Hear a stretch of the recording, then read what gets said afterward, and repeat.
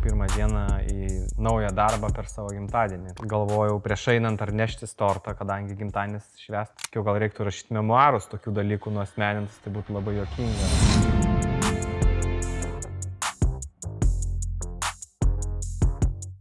Prabėgo 10 metų, kaip dirbė Acme grupėje.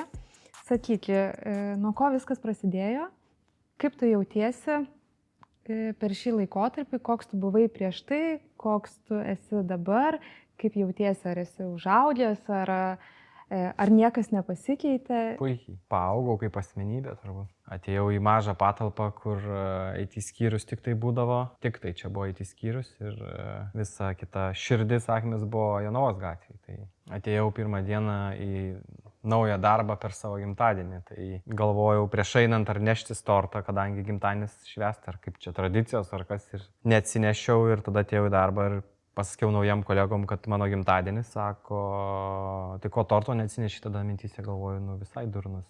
Reikėjo atsinešti ir pašvęsti. Bet dabar tradicijos pasikeitė ir torto dovanoja Acme, tai problemų nėra, tikrai žinai, kad turėsi tortą. Tai... Kaip per šitą laiką pasikeitė? Tada gal buvau labiau impulsyvesnis, nes, skamba keistai, bet jaunesnis iš tikrųjų. Ir žinių bagažas netoks buvo, ir suvokimas technologijų, pasaulio, žmonių bendravimo, vertybių, visko buvo kitaip viskas. Tai dabar aš manau, kad patobulėjęs visame kame. Dabar jaučiuosi geriau negu tada jaučiausi. Tvirčiau, užtikrinčiau ir stabiliau galbūt net, nežinau. O gal galėtum papasakot, kaip atrodo tavo eilinė darbo diena tam žmogui, kuris nepažįsta Pauliaus ir nežino, ką Paulius dirba? Dažniausiai naujoką atveda jo vadovas pas mane, arba einu aš atsivedu, duodu įrangą, papasako, kur jungtis, slaptažodis, vadinami pirmi žingsniai, tai IT buddy savybė, pasakau, kur sėdžiu, pasakau numerį, pasakau, kur kreiptis, jeigu reikia, kad pagalbos ir paleidžiu žmogų dirbti. Per savo 10 metų tai žmonių paleidau jau nemažai, man atrodo. Negaliu suskaičiuoti, bet aš taip galvoju, kad 100 tikrai turėjo būti žmonių. Tiek pat išėjusių, tiek pat atėjusių, manau, bendrai. Daugiau tai kasdieninės veiklos, kad darbuotojas sklandžiai galėtų dirbti. Darbo vietų priežiūra, telefonai, spausdintuvai, planšetiniai, mano labai mėgiamos susirinkimų salės, multifunkcinė erdvė. Tavo darbe turbūt retai būna visiškai ramu.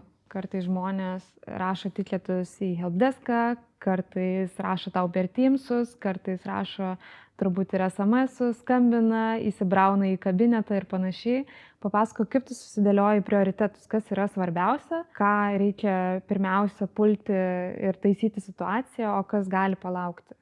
Pagal logiką, jeigu ten žmogų neveikia kokios ausinės ir staigiai reikia naujų, tai čia nėra kritinis, gyvybiškai svarbus daiktas, ar ten krepšio nupirkti, išrinkti, ar ten dar ką nors, bet jeigu pasvordas, tai čia jau kritinis ir čia ir dabar.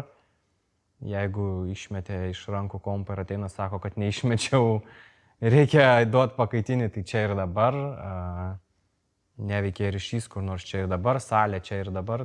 Tai pagal, nežinau kaip pasakyti, pagal nuovoką tų dalykų per tiek metų jau supranti. Pauliau, turbūt esi atsakęs savo, kodėl tu esi čia.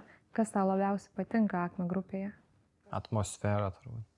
Ir negaliu sakyti laisvas pojūtis, nes paskui sakys vadovai, kad iš vis čia jis labai jau laisvas. Bet nėra to tokio atskirties nuo vadovų ir įprastų darbuotojų ir mes visi lygus. Su vadovu gali juoktis ir juokauti ir pašnekėti apie daugą, o nejauti, kad jis vadovas, lygiai taip pat kaip įmonės akcininkai, tu su jais gali bendrauti ir nėra kažkokio, kaip sako, pasipūtimo lygio, ar jie irgi žmonės ir vienodi kaip mes. Tai... O kaip apibūdintum Acme valdos nuotaiką, komandą?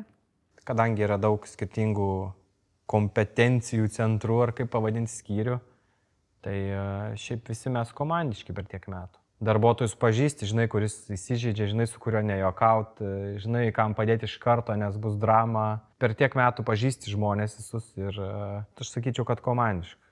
Jeigu yra bėda, tarkim, man su buhalteriniais reikalais, su darbuotojo informacija iš DAU skyriaus kokią nors, tai tikrai draugiški ir viskas vyksta sklandžiai ir vieni kitiem padedam. Tai... Kaip tu pats prisidedi prie Acme grupės geros atmosferos kūrimo? Juodu humoru.